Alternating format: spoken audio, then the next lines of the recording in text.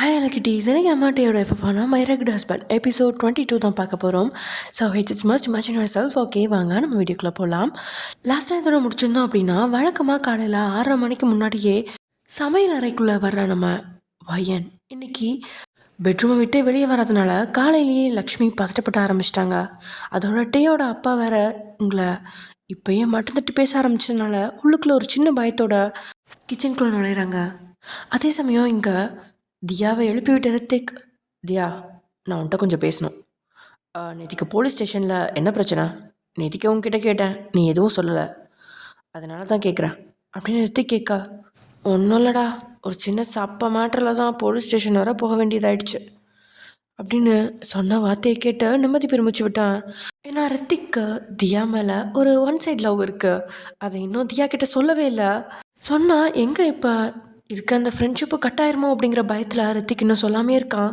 ஆனால் தியாவுக்கு பொண்ணுங்க ஃப்ரெண்ட்ஸை விட பசங்க தான் ஃப்ரெண்ட்ஸ் அதிகமாக இருக்காங்க. அதனால் எப்பயுமே அவள் ஜோபியெல்லாம் எல்லாத்துக்கிட்டையும் ஒரே மாதிரி தான் பழகுவா. அதனால தியாவுக்கு ரித்திக் அவன் மேலே ஃபீலிங்ஸ் வச்சுருக்கான் அப்படிங்கிறதெல்லாம் தெரியாது. ஸோ ரித்திக் அகைன் அப்புறம் நேற்றுக்கு போலீஸ் ஸ்டேஷன் முன்னாடி வச்ச ஒருத்தன் மச்சான சத்தம் போட்டானே, அவனுக்கு தெரிஞ்சவனா?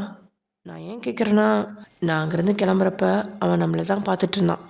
அதை நான் கண்ணாடி வழியாக நோட் பண்ணேன் அப்படின்னு ரித்திக் சொன்ன வார்த்தையால் ஒரு சில செகண்ட்ஸ் ஜிமினோட முகம் கண்ணு முன்னாடி வந்து போகுது. ஏன்னா அவள் சில கேஸ்க்காக எவ்வளோ தரமாட்டமான லெவலுக்கு வேணாலும் போவா. காதலியாக ஏமாத்தியிருக்கா, ப்ராஸ்டியூட்டட் அடைச்சிருக்கா, வேலைக்காரி, அலுவலக ஊழியர் அப்படின்னு பல விதமான வேஷம் போட்டு தான் பல உண்மைகளை கண்டுபிடிச்சிருக்கா. அதுக்காக ஒரு சிலர் கூட பழகி கடைசியில் தன்னை பற்றின உண்மையை சொல்லி விலகியும் இருக்கா. போலியா அந்த நேரத்தில் 2-3 முறை கழுத்தில் தாலி அவளுக்கு அவளே போட்டிருக்கா. ஆனால் முதலாக ஒருத்தன் அவள் கழுத்தில் தாலி கட்டினதால ஒரு நொடி அவனோட ஞாபகம் வந்து மனசை புரட்டி போடுது அவளுக்கு. இருந்தாலும் அவள் தான் பொறுப்பை உயிர் மூச்சா நினைப்பாளே. அப்படிப்பட்டவ இது போல் விஷயங்கள் எல்லாம் முழுசுமாக தன்னை ஈடுபடுத்திக்க மாட்டா. அந்த மாதிரி தான் அந்த ஞாபகத்தை ஓரம் கட்டிட்ட ரித்திக், எனக்கு ரொம்ப தலைவலியாக இருக்குது, நீ தேவையில்லாத விஷயத்தை பற்றி பேசாத. நைட்டு என்னோடய லேப்டாப் இமெயிலுக்கு ஒரு மெசேஜ் அனுப்பியிருந்தான். அதில் ஈவினிங் காஃபி ஷாப்பில் ஏதோ மீட்டிங்காக வர சொல்லியிருக்கான். ஸோ நான் தனியாக காஃபி ஷாப்புக்கு போகிறேன் அப்படின்னு அவள் அசால்ட்டாக சொல்கிறா. ஆனால் ரித்திக் தான் பயந்து போனவன் அவளோட கையை அழுத்தமாக பிடிச்சு, நோ வே, இங்கே பாரதியா, அவன் எப்படிப்பட்டவனை நேத்திக்க உனக்கு புரிஞ்சிருக்கும். இதுக்கு மேலே அவன் விஷயத்தில் தலையிடாத, அவனை பார்க்க போகாத அப்படின்னு உறுதியாக சொல்ல, டேய் சஜித் அவங்க கிட்ட தாண்டா இருக்கான், நான் மட்டும் அவங்கள பார்க்க போகலன்னா சஜித் அவங்க திருப்பி தரவே மாட்டாங்க. நம்ம போலீஸ்கிட்ட கம்ப்ளைண்ட் பண்ணாலும் சஜித் அவங்க கையில் இருக்கிறத நம்மளால் நிரூபிக்க முடியாது. அதனால தான் நான் டேயை பார்க்க போகிறேன். ஆனால் நீ யாருக்கும் தெரியாமல் எனக்கு ஒரு உதவி பண்ணு அப்படின்னு சொல்லி ஏதோ ஒரு விஷயத்த ரித்திக்கிட்ட சொல்லிவிட்டு அங்கேருந்து அவனை அனுப்பி வைக்கிறா தியா. அப்புறம் இவ மறுபடியும் கட்டிலில் படுத்து தூங்க ஆரம்பிச்சிட்றா. அப்படியே கட் பண்ணால் எப்பயுமே 6:45 ஜாகிங் முடிச்சுட்டு வீட்டுக்கு வருவேன். இன்றைக்கி கொஞ்சம் லேட்டாக தான் வர்றான். அதுவும் 7:30 மணிக்கு தான் வர்றான். அவன் வந்த உடனே காஃபி கப்போட அவன் முன்னாடி வந்து லக்ஷ்மி காஃபியை கொடுக்கா. ஒயின் கையால் காஃபி குடிக்க ஆவலாக இருந்தான். ஆனால் லக்ஷ்மி கொடுக்குறம்போது வேண்டாம் அப்படின்னு மறுக்க முடியாது. அப்படிங்கிறதுனால காஃபி வாங்கி குடிக்க, என்னப்பா இவ்வளோ லேட்டாக வர்ற, ஆஃபீஸ்க்கு போக லேட் ஆகாதா அப்படின்னு கேட்க, இல்லை லக்ஷ்மி அம்மா, இன்றைக்கி மாமாவும் அத்தையும் வர்றதுனால ஆஃபீஸ்க்கு ஹாஃப் டே லீவ் போட்டேன் அப்படின்னு அவன் சொல்ல, அப்படியே ஓரக்கடால மாடியில் இருக்கிற டேயோட ரூம் பக்கம் பார்வையை திருப்பிட்டு மறுபடியும் அவனை பார்த்தவ, வயன் எங்கன்னு கேட்கலாமா அப்படிங்கிற எண்ணம் ஓடிட்டுருக்க. இருந்தாலும் ஏதாவது பிரச்சனை வந்துடுமோ அப்படிங்கிற தடுமாற்றத்தில் லக்ஷ்மி அப்படி நின்றுட்டுருக்க. அந்த நேரத்தில் கையில் காகிதத்தோட ரகுநாதனும் சுனிலும் கீழே வர, அப்பா எப்போ வந்தீங்க அப்படின்னு கேட்டபடி அவங்க பக்கத்தில் போய் கட்டுப்பிடிச்சிட்டு விலகினவனை பார்த்த சுனில், வந்து 1.5 மணி நேரம் ஆச்சு, இன்னும் பொண்டாட்டி மட்டும்தான் என் கண்ணு முன்னாடியே வரல. புது பொண்டாட்டியாக ஆசையாக அனுபவிக்கணும்னு ரூமுக்குள்ளேயே வச்சுருக்கியாட்டே. இப்படி ரூமுக்குள்ளேயே வச்சுருந்த மகாராணி மாதிரி வாழ வச்சா கடைசியில் அது நம்மளை சுத்தமாக மதிக்காதுன்னு உனக்கு தெரியாதாட்டே அப்படின்னு வந்த உடையே உங்களை கரெக்டாக மாட்டி விட்டுறான். அதை கேட்ட உடனே டேயோட கண்கள் கோபத்தில் சிவக்குது. அப்பா இப்படி ஒரு வார்த்தையை சொல்லிட்டாரு அப்படின்னு அப்பா மேலே கோபம் இல்லை, தன்னை தலைகுனியும் வச்சிட்டாலே அப்படின்னு உங்கள் மேலே தான் கோவம். அதை புரிஞ்சுக்கிட்டு லக்ஷ்மி, அத்தான் நான் தான் சொன்னனே, அவள் தினமும் 6 மணிக்கெலாம் எழும்புவா, இன்றைக்கி தான் அவள் வெளியே வரல, உடம்பு முடியலையா இருக்கும் அப்படின்னு உங்களை காப்பாற்ற முயற்சிக்கிறதுக்குள்ள லக்ஷ்மியை முறைச்சி பார்த்த ரகுநாதன், இங்கே நின்று கதை பேசாமல் கிச்சனுக்கு போய் சமையல் வேலையை முடி அப்படின்னு அதட்ட பயத்தோட லக்ஷ்மி சமையல் அறைக்குள்ளே புகுந்துட்டா. அங்கே கண்ணம்மா வேலையில் மும்முரமாக இருக்க அவள் பக்கத்தில் போய் நின்ன லக்ஷ்மி, பையனுக்கு என்ன ஆச்சுன்னு தெரியல, ரூமை விட்டே வெளியே வர மாட்டேங்கிறா. ஒரு வேலை நேத்துட்டே கோபத்தில் அவளை ஏதாவது பண்ணியிருப்பானோ, அந்த புள்ள வேற படிக்கணும்னு ஆசைப்பட்டா. இந்த நேரத்தில் அவளால் எப்படி ஒரு குடும்ப வாழ்க்கையை மனசார ஏற்றுக்கிட்டு தொடங்க முடியும் அப்படின்னு சொல்லி உங்களை வற்புறுத்தி எடுத்துக்கிட்டானோ அப்படின்னு நினச்சி வருத்தப்பட்டுட்டு இருக்கா. அட விடுங்கம்மா, எப்பானாலும் அது நடக்க வேண்டியதானே, நம்மளால் தடுக்கவா முடியும்? இருந்தாலும் தம்பி அவ்வளோ கீழ்த்தனமாக போக மாட்டார், கோவப்படுவார், ஒரு வேளை சின்னதாக காயப்படுத்துவார், வார்த்தையால் கொல்லுவார்.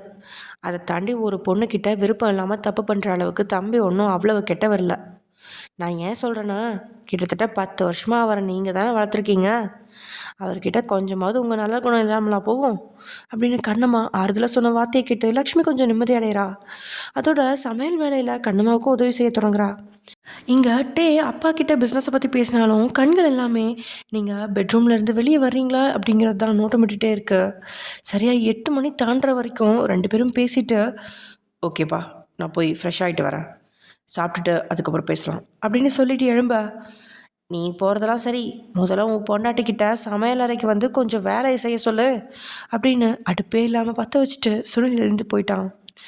ஏற்கனவே கோவத்தில் தான் இருந்தான். இதில் சுனில் திரும்ப திரும்ப உங்களை பற்றி சொல்கிறதால இன்னும் கோவம் தான் அதிகரிக்க நேராக பெட்ரூமுக்கு தான் போகிறான்.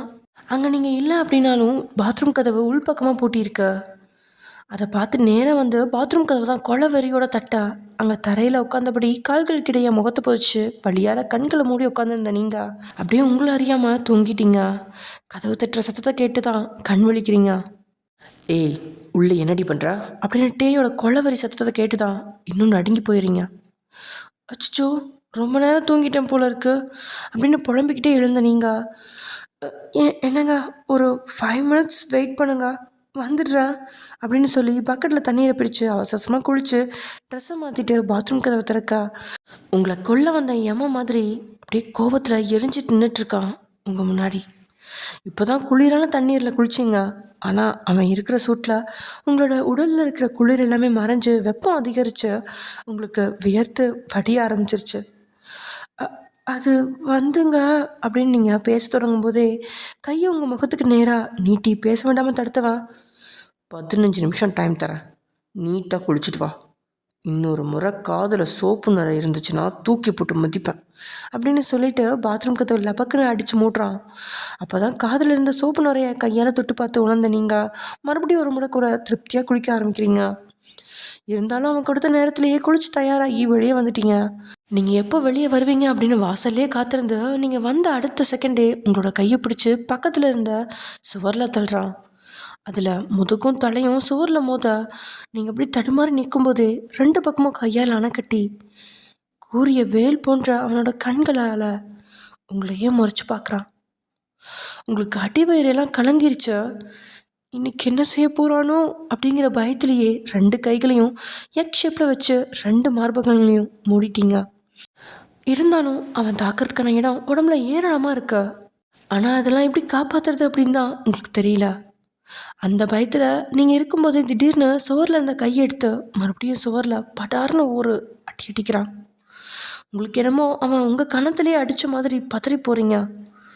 என்னடி கொழுப்பா, உங்ககிட்ட 6 மணிக்கு எழும்பி சமையல் கட்டுக்கு போகணும்னு சொன்னால் இவ்வளோ நேரம் பாத்ரூம்குள்ளே என்ன பண்ணிகிட்டு இருந்தா அப்படின்னு அவன் கேட்டதுக்கப்புறம் தான் நீங்கள் வாட்சை பார்க்குறீங்க. 8:25. அவனுக்கு என்ன சொல்கிறதுன்னு தெரியாமல் நாக்கு மேல் எண்ணத்தில் போய் ஒட்டிக்குதா. எச்சில் கூட்டி விழுங்க நீங்கள். அது வந்துங்க, வயிறு ரொம்ப வலியாக இருந்தது, எனக்கு சுத்தமாக முடியல, அதோட பாத்ரூம்லேயும் சுடு தண்ணியை திறந்து விட்டுட்டேன், தோள்பட்டையில் பட்டு எரிச்சலாக இருந்துச்சு, அதான் கொஞ்ச நேரம் ஓரமாக உட்காந்துருந்தேன், தெரியாமல் அசந்து தூங்கிட்டேன் அப்படின்னு பேசிகிட்டு இருக்கும்போதே இன்னொரு முறை சோகத்தில் ஓங்கி அடித்து நீங்கள் பேசுறது அப்படி செஞ்சுட்டான். இன்னைக்கோட கல்யாணம் முடிஞ்சு 1 வாரம் ஆகுது. ஆனால் கணவரை எப்படி சமாளிக்கிறது அப்படின்னு உங்களுக்கு தெரியவே இல்லை, தெரிஞ்சுக்கவும் முடியல. நல்லவர் வல்லவர்னு உயர்த்தி சொன்னாலும் அவன் கண்டுக்கவே இல்லை. தான் கணவர் எப்படி இருக்கணும் அப்படின்னு ஆசையை சொன்னாலும் கூட அவன் மதிக்கலை. இனி வேண்டும்னா உடல் அழகை காட்டி தான் மயக்க முடியும். அப்படி அவள் காட்ட போனா அடுத்த 10வது மாசத்துல நிச்சயம் அவளுக்கு குழந்தை தான் பிறக்கும். ஆக மொத்தத்தில் அவளுக்கு என்ன செய்யறதுன்னு தெரியாம அவன் முகத்தை பார்க்க, நீ ஏஜ் அட்டன் பண்ணி எத்தனை வருஷம் ஆகுது அப்படின்னு அவன் கேட்கா.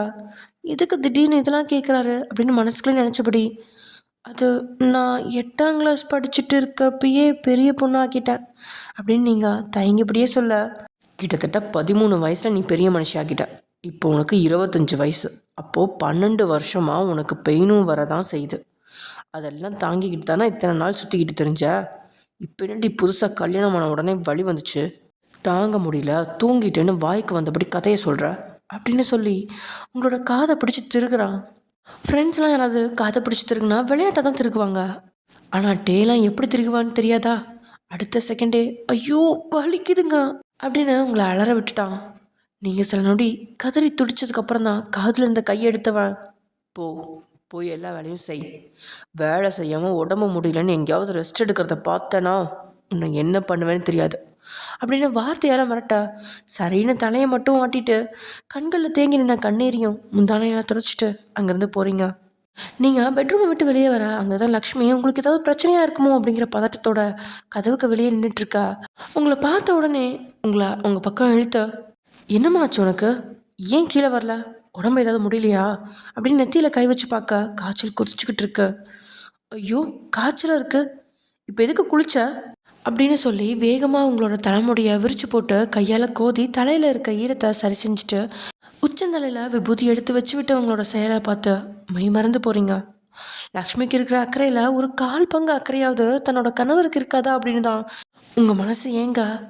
வா கொஞ்ச நேரம் சமையல் கட்டில் உட்காந்து ரெஸ்ட் எடு அப்படின்னு சொல்லி கையோடு உங்களை அவள் அழைச்சிட்டு போகும்போது தான் அங்கே சுனில் ஃபோன் பேசிட்டு வந்துட்டுருக்க.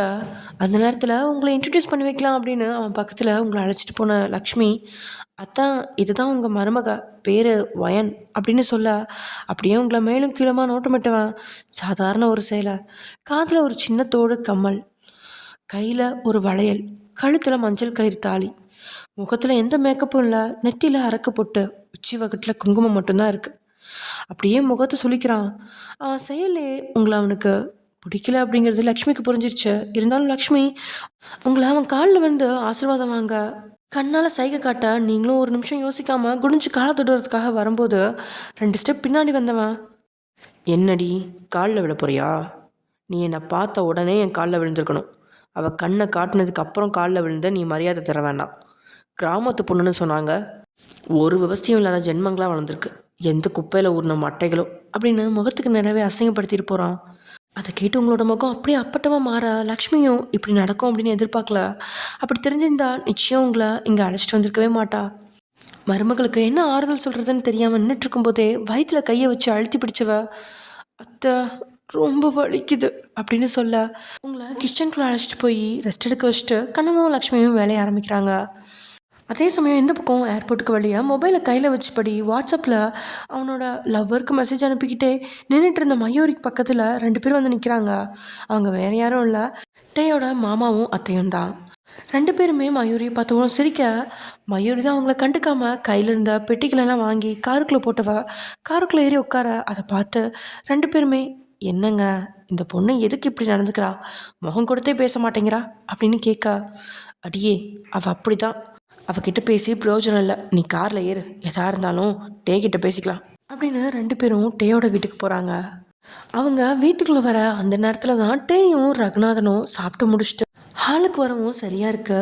அத்தை மாமாவை பார்த்தவனுக்கு பெருசாக எந்த ரியாக்ஷனும் இல்லை, ஏதோ மரியாதைக்காக ஒரு சின்ன புன்னகை. ரகுநாதனோட முகத்தில் அந்த புன்னகை கூட இல்லை.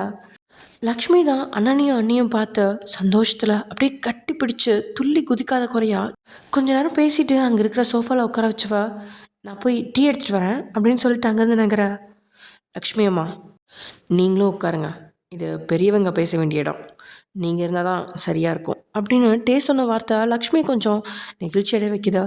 ஆனால் ரகுநாதனோட முகம் தான் அஷ்டகுணலாக மாறுது. இதனால் லக்ஷ்மி அங்கே இருக்கிற சோஃபாவில் உட்கார, வயன் உனக்கு காஃபி போட்டு கொண்டு வா அப்படின்னு தூரத்தில் நின்று அவங்கள பார்த்து டே சொன்ன அடுத்த செகண்டே நீங்கள் தலையாட்டிக்கிட்டு சமையல் அறைக்குள்ளே போக கையில் அவங்களோட லக்கேஜை எடுத்தபடியே மயூரியும் உள்ளே வந்து அத்தை மாமா பின்னாடி நின்றுக்கிறா.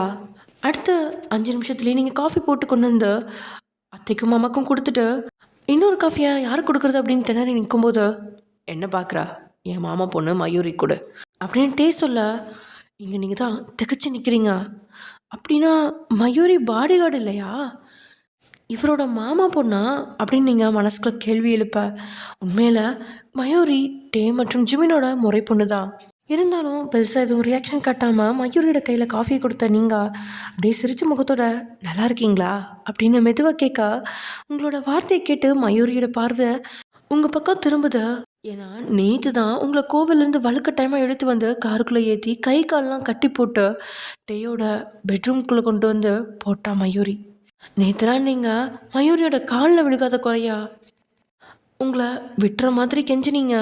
ஆனால் மயூரி சுத்தமாக கண்டுக்கவே இல்லை. அதோட அழுதுட்டு இருந்த உங்களுக்கும் ஒரு வார்த்தை கூட அவள் ஆறுதலாக எதுவுமே பேசலை. ஆனால் இன்றைக்கி மயூரி மேலே எந்த ஒரு கோபமும் இல்லாமல் நீங்கள் கேட்ட வார்த்தையை தான் உள்ளுக்குள்ளே குத்துற மாதிரி இருக்கா. நல்லா இருக்கேன் அப்படின்னு சொல்லிட்டு எதுவும் பேசாமல் காஃபியை ஒரே மடக்கில் குடித்து கப்பையும் திருப்பி கொடுத்துட்டா மயூரி. அவங்க குடிச்ச கப்பை எடுத்துகிட்டு நீங்கள் அங்கேருந்து போக, நான் நேரடியாக விஷயத்துக்கு வரேன். ஜிமினுக்கு 27 வயசு ஆயிடுச்சு, மயூரிக்கு 24 வயசு ஆயிடுச்சு. 2 பேருக்கும் கல்யாண வயசு தான். அடுத்த வாரம் நானும் ஒய்யனும் ஊர் அறிய கல்யாணம் பண்ணிக்கலான்னு இருக்கோம். ஸோ அந்த நேரத்தில் அவங்க என்கேஜ்மெண்ட்டை முடிச்சுட்டு 1 மாதத்துக்கு அப்புறம் கல்யாணம் பண்ணி வைக்கலான்னு நான் முடிவு பண்ணியிருக்கேன். பொண்ணை பெற்றவங்க உங்கள் முடிவு என்ன அப்படின்ட்டு நேரடியாக கேட்கா. அந்த அத்தைக்கும் மாமாக்கும் இதில் 100% விருப்பம் தான். ஏன்னா டேக்கு கல்யாணம் பச்சு எடுக்கும்போது மயூரியை கல்யாணம் பண்ணிக்க சம்மதமா அப்படின்னு லக்ஷ்மி வச்சு டேக்கிட்ட கேட்டாங்க. ஆனால் டே தான் மயூரியா அப்படி ஒரு கண்ணாட்டத்தில் பார்க்கல அப்படின்னு சொல்லி ஆரம்பத்துலேயே முட்டுக்கிட்ட போட்டான். டே அளவுக்கு ஜிமின் எந்த ஒரு பணமும் சம்பாதிக்கல, வெட்டியாக ஊர் சுற்றிட்டு இருக்கான். இதெல்லாம் தெரிஞ்சும் அவன் பேரில் ஏராளமான சொத்து இருக்குது, வசதியான குடும்பம், பார்த்துக்க தங்கச்சி பக்கத்தில் இருக்கா அப்படிங்கிற எண்ணத்தில் பெற்றோர்கள் முழு சம்மதம் தெரிவிக்கிறாங்க. இருந்தாலும் வாக்குறுதி கொடுக்கறதுக்கு முன்னாடி ஓரக்கனால அவங்க மயூரியை பார்க்க மயூரி கோவத்தில் முகம் சிவந்து கண்களெல்லாம் அழுகைக்கு தயாராக நிற்கிற மாதிரி நிற்கிறா. ஏன்னா அவளோட மனசில் இன்னொருத்தன் தான் இருக்கான், ஜிமினும். டேயும் தன்னுடைய முறை பையனாக இருந்தாலும் டேயை பார்த்தாலே 500 அடி பயந்து தான் பின்வாங்குவா. ஜிமின் பேசினாலே மயூரிக்கு கோவம் தான் வரும். இது எல்லாத்தையும் தாண்டி இங்கே இருக்கிற பெண்கள் எப்படிப்பட்ட வாழ்க்கையை வாழ்கிறாங்க அப்படின்னு கண் கூட பார்த்துட்டா. இங்கே இருக்கிறவங்கள பார்த்து வேதனையும் அடைஞ்சிருக்கா. அதனால் இந்த நரகத்தில் வந்து விழுக அவள் தயாராக இல்லை. இதனால் பார்வையாலே வேண்டான்னு சொல்லுங்க அப்படிங்கிற மாதிரி மிரட்டல் பார்வையை தான் பார்க்குறா. ஆனால் அவங்க அதை பற்றி கண்டுக்காமல் மகளுக்கு வசதியான வாழ்க்கை வேணும் அப்படின்னு யோசிச்சு, டே நீ தான் முடிவு பண்ணிட்டியே, இதுக்கு மேலே என்ன கேள்வி கேட்க வேண்டியிருக்கு? நீ எப்போ என் பொண்ணை மணமேடையில் வந்து உட்காரணும்னு சொல்கிறியோ அப்போவே என் பொண்ணை வந்து உட்காருவா. உன் தம்பிக்கிட்ட தாழை மட்டும் கட்ட சொன்னால் போதும் அப்படின்னு மயூரியோட அப்பா சொல்ல மயூரிக்கு இதயமே நொறுங்கிருச்சு. பெற்றோர் அப்படி அடித்து கொலை பண்ணிடலாமா அப்படிங்கிற அளவுக்கு தான் அவள் நின்றுட்டுருக்கா. ஏய் மயூரி, உனக்கு ஜிமினை கல்யாணம் பண்ணிக்க விருப்பம் தானே அப்படின்னு டே கேட்கா. அவள் கொஞ்சம் தயங்கிட்டே நிற்கிறா. என்ன மயூரே, பார்க்க ஒல்லியாக ஓம குடிசல் மாதிரி இருக்க, இதில் வேற உன் கையெல்லாம் பசங்க கை மாதிரி கட்டிங்ஸோடு பிடிச்சிருக்கு. ஒரு பொண்ணுக்குள்ளே எந்த லட்சணமும் உன்கிட்ட இல்லை. இருந்தால் கூட சொந்தம் விட்டு போகக்கூடாது, போனால் போகட்டும் பிழைச்சி போங்கன்னு எங்கள் வீட்டுக்கு உன்னை சம்மந்தம் கேட்டால் நீ என்ன யோசிக்கிற அப்படின்னு ரகுநாதன் கிண்டல் அப்படிங்கிற பேரில் குத்தி பேசுகிறான். அது அங்கே இருக்கிறவங்களுக்கும் புரியாமலாம் இல்லை. ஏன்னா கல்யாணத்துக்கு முன்னாடி லக்ஷ்மி ஒல்லியாக இருந்தா, அப்போ எல்லாம் ஒல்லி குச்சி அப்படிமா, இப்போது கொஞ்சம் குண்டாக இருக்கிறதால கொழுத்த யானை அப்படின்னு சொந்த தங்கையை கிண்டல் பண்ணும்போது மகளை மட்டும் விட்டு வைப்பானா என்ன அப்படின்னு தெரிஞ்சிருந்தோம் அவங்க மகளை தான் முறைச்சி பார்க்குறாங்க. அதுக்கு காரணம் அவன் சொன்ன மாதிரி அவளோட உடல் பொண்ணுங்களோட உடல் மாதிரி சாஃப்டாக இல்லாமல் லேசாக ஆண்களோட உடல் மாதிரி வலுவான உடல் மாதிரி தான் இருக்குது. ஏன்னா அவள் போலீஸ் ஆகணும் அப்படின்னு ஆசைப்பட்டு போலீஸ் ட்ரைனிங் முடித்தவ.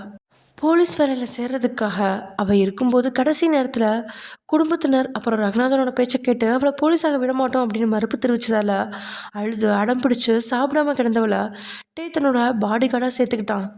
அவளும் போலீஸ் ஆக முடியல அப்படின்னாலும் பாடி கார்டாக இருந்து சாதிக்கலாம் அப்படின்னு தான் சென்னைக்கு வந்தவளுக்கு டேயோட வீட்டில் நடக்கிற கொடுமைகள் அதுக்கப்புறம் தான் தெரியுது. அதோட வெளியே சிரித்து பேசினாலும் டேக்குள்ளே இருக்கிற இன்னொரு குணமும் அவளுக்கு புரியுது. இதனால் டேக்கு பயந்து அடங்கி ஒடுங்கி போக ஆரம்பிக்கிறா. இவ்வளோ நேரம் ஆகியும் மயூரி எந்த பதிலும் சொல்லாமல் தயக்கம் காட்டுறதுனால, உனக்கு இப்போ என்ன பிரச்சனை மயூரி? 1 வருஷத்துக்கு முன்னாடி ஏதோ ஒரு லாயரை லவ் பண்ணுறேன்னு சொல்லி கல்யாணம் பண்ணி வைங்கன்னு உன் அம்மா கிட்ட அப்பா கிட்ட சொல்லி பிரச்சனை பண்ணியே, மறுபடியும் அவனை மனசில் நினச்சிட்ருக்கியா இல்லை வேற எவனாவது இருக்கானா அப்படின்னு டே சபையில் நேரடியாக கேட்க மயூரியோட மனசுக்குள்ளே அவளோட காதல் விவகாரத்தை சொல்லிடலாம் அப்படிங்கிற எண்ணம் இருக்குது. ஆனால் டே மேலே இருக்கிற பயத்தில் சொல்கிறதுக்கு தயக்கம். ஆனால் ரொம்ப நேரம் பேசாமல் இருந்தால் ஜிமினை கல்யாணம் பண்ணி வச்சிருவாங்க அப்படிங்கிற பயத்தில் அவளோட லவ் மேட்டரை சொல்லலை அப்படின்னா கூட கல்யாணத்தில் விருப்பம் இல்லை அப்படின்னு சொல்லிடலாம் அப்படின்னு நினச்சி மூச்சை இழுத்து விட்டவ பேச தயாராகிறா. அது அப்படின்னு அவ பேச ஆரம்பிக்கும் போதே, நீ என்ன வேணால் சொல்லு, ஆனால் மறுபடியும் அந்த லாயரை லவ் பண்ணுறேன்னு சொன்னேன்னா இந்த முறை அவனை கண்டிப்பாக கொண்டுருவேன் அப்படின்னு வார்த்தையால் மிரட்டுறான் நம்ம டே. இதுக்கு மேலே அவன் எங்கே தன்னோட காதலை சொல்கிறது? ஏன்னா டேவை பற்றி அவளுக்கு நல்லா தெரியும். அவனை நினச்சா அது நடக்க என்ன வேணாலும் செய்வான் அப்படிங்கிறதுனால பயத்தோட எச்சரிக்கை விழுங்கினவா, இல்லை நான் யாரையும் லவ் பண்ணல. ஜிமினுக்கு இந்த கல்யாணத்தில் விருப்பம் உண்டான்னு முதல்ல கேளுங்க. ஏன்னா 2 பேரும் எப்போ பார்த்தாலும் சண்டை போட்டுகிட்டே இருக்கோம். எனக்கு தெரிஞ்சு அவனுக்கு என்ன பிடிக்கலன்னு நினைக்கிறேன் அப்படின்னு ஜிமினை வச்சு கல்யாணத்தை நிறுத்த பிளான் போட்டுட்டா. அவனுக்கு ஒன்று பிடிக்கலன்னா கல்யாணம் பண்ணிக்க மாட்டியா? ஒழுங்கா பொண்ணு மாதிரி அடக்க ஒடுக்கமாக ட்ரெஸ் பண்ணி மண்டபத்தில் வந்து சேரு. அவன் கழுத்தில் தாலி கட்டுவான். அவனுக்கு விருப்பம் இருக்கோ இல்லையோ நீ அவன் கூட ஒன்றா இருந்து 2 ஆம்பளை பிள்ளைய பெற்றுக்கோ. வீட்டில் கிடந்து பிள்ளைய பார்த்துக்கிட்டு புருஷனையும் பார்த்துக்கிட்டு வீட்டு வேலையும் செய்யு. அது மட்டும் போதும். அதை விட்டுட்டு ஓவராக வாய் நீட்டாத அப்படின்னு ரகுநாதன் சொல்ல அவளும் ஏதோ முயற்சிக்கிறா. எல்லாம் தோல்வியிலேயே வாயை மூடி அமைதி காக்கிறா. லக்ஷ்மிக்கு தான் ஏற்கனவே டே பிடிச்சிருக்கு அப்படின்னு கல்யாணம் பண்ணி உங்களை நல்லா பார்த்துக்கல. இப்படி இருக்கா ஜிமின் மயூரியை லவ் பண்ணுற மாதிரி தெரியல. இந்த நிலைமையில அண்ணன் மக்களை கட்டி வச்சு உங்களை மாதிரி மயூரியோட நிலைமையும் வந்துருமோ அப்படின்னு உள்ளுக்குள்ளே கொஞ்சம் பதட்டம் ஆரம்பிக்குது.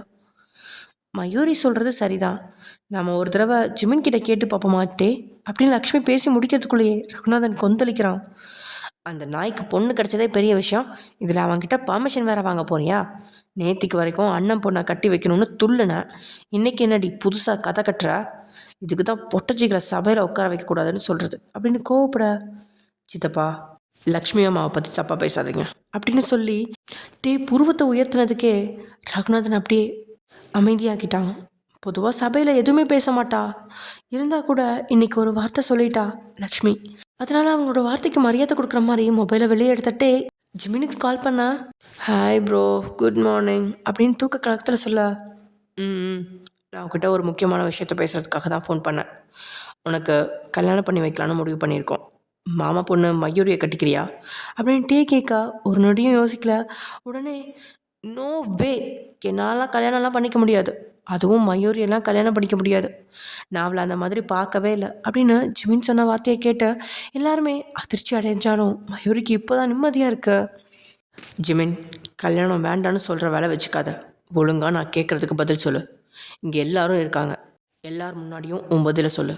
மயூரியா உனக்கு கல்யாணம் பண்ணிக்க விருப்பமா இல்லையா அப்படின்னு கடுப்பாகி கேட்க, அதை கேட்டபடியே தூக்கத்தில் படுத்து கிடந்தவன் எழும்பிட்டான். அதோட, அண்ணா பக்கத்தில் மயூரி இருக்காளா அப்படின்னு கேட்க, இருக்கா அப்படின்னு சொன்ன அடுத்த செகண்ட் ஜிமினோட உதட்டில் அப்படியே ஒரு சிரிப்பு. ஏன்னா அவளை கலாய்க்கிறதுக்கு தான் எப்போ சந்தர்ப்பம் கிடைக்கணும் காத்திருக்கிறானே. ப்ரோ, நீங்கள் சொன்னதை 1க்கு 100 முறை யோசித்தேன். அவள் பார்க்குறதுக்கு அவ்வளோ அழகாக இருக்க மாட்டேதான், ஒரு சப்ப ஃபிகரு, குரல் வேற ஒரு மாதிரி கழுத வாய்ஸ் போல் இருக்கும். இதில் அவள் ஹைட்டு என்னை விட 1/2 அடி தான் குறைவு. ஒரு ஹீல் செப்பல் போட்டால் கூட என்னை விட ஹைட்டாக தெரியவா. அப்புறம் தலைமுடி கொஞ்சம் தான் இருக்குது, அதை வர குருவி கொண்ட கட்டி பையன் மாதிரி சுற்றிக்கிட்டு தெரியவா அப்படின்னு மயூரியா கண்ட மணிக்கு கலாய்க்க, இங்கே மயூரியோட தலைக்கு மேலே ஆத்திரம் நெருப்பு மாதிரி பற்றி எரியுது. எல்லாரும் முன்னாடியும் அவளை கலாய்ச்சிட்ருக்கிற அவனை போட்டு தரலாம் அப்படிங்கிற அவளுக்கு மனசில் தோணினாலும், அட்ட பாவி, அப்புறமா கலாய்டா, முதல்ல மயூரியை பிடிக்கலன்னு சொல்லுடா அப்படின்னு மனசுக்குள்ளே நினச்சிக்கிட்டே இருக்கும் பொழுதே, இப்படியெல்லாம் அவகிட்ட எல்லாம் குறையாக தான் இருக்குது, இருந்தாலும் நீ இவ்வளோ கெஞ்சி கேட்குறனால என்னால் முடியாதுன்னு சொல்ல முடியாது. Because I love you bro. So உனக்காக நான் மயூரியை கட்டிக்கிறேன். என் கல்யாணத்தை பெரிய 5 ஸ்டார் ஹோட்டலில் ஏற்பாடு பண்ணிவிடுங்க. ஹனிமூனுக்கு பாரிஸ்க்கு அனுப்பி வைங்க.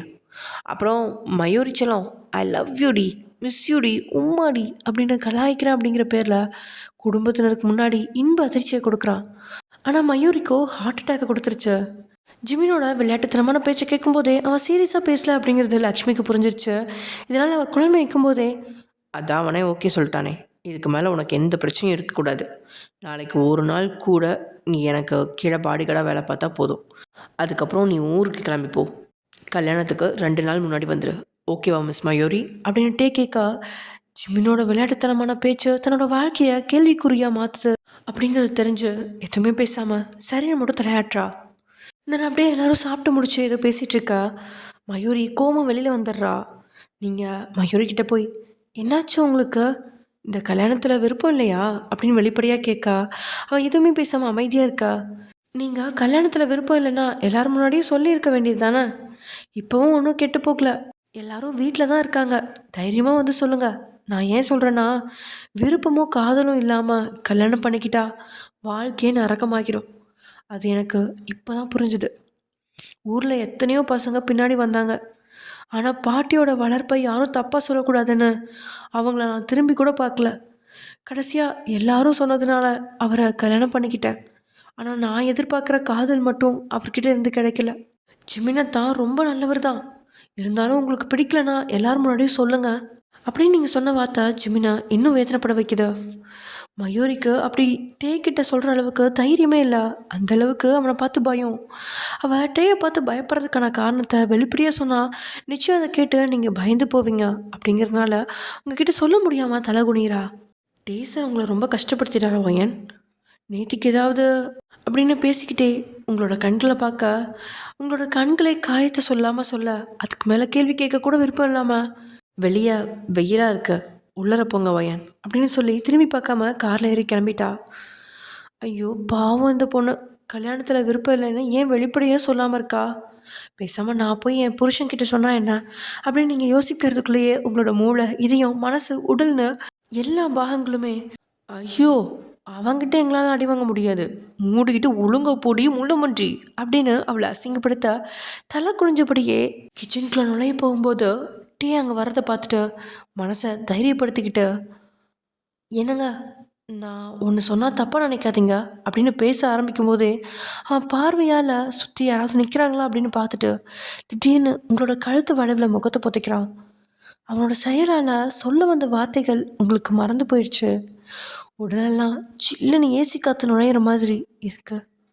அப்படி நீங்கள் உணர்ச்சி பெருக்கெடுத்து நிற்கும்போதே உங்கள் கழுத்தில் 2-3 இடங்களில் அழுத்தமான முத்தத்தை கொடுத்தவன், ரூமில் ஆயின்மெண்ட் இருக்கு, எடுத்து போட்டுக்கோ, உனக்கு ஏதாவது வேணும்னா பாடி கார்ட்ஸ் கிட்ட சொல்லு, நான் வரும்போது அதை வாங்கிட்டு வரேன் அப்படின்னு சொல்லி பச்சைக்குன்னு கணத்தில் ஒரு முத்தத்தை கொடுத்துட்டு அவன் பாட்டுக்கு போயிட்டான். நேத்திக்கு கொடுமைப்படுத்தினான், இன்றைக்கி வித்தியாசமாக நடந்துக்கிறான். அவன் செயலை புரிஞ்சிக்கவே முடியாமல் தலையில் கை வச்சு சொரிஞ்சுக்கிட்டே கிச்சனுக்குள்ளே போகிறீங்க. இங்கே ஒரு பெரிய ஃபேக்ட்ரிக்கு பின்னாடி இருந்த குடோனுக்கு முன்னாடி டேயோட கார் வந்து நிற்கா. காரில் இருந்து ஜோசஃபும் டேயும் கீழே இறங்கா. பொதுவாக வெளியே போனாலே கோட் ஷூட்டோட வருவேன், இன்றைக்கி கோட் ஷூட்லாம் இல்லாமல் ஃபார்மல் பேண்ட் ஷர்ட்டோட வர்றான்.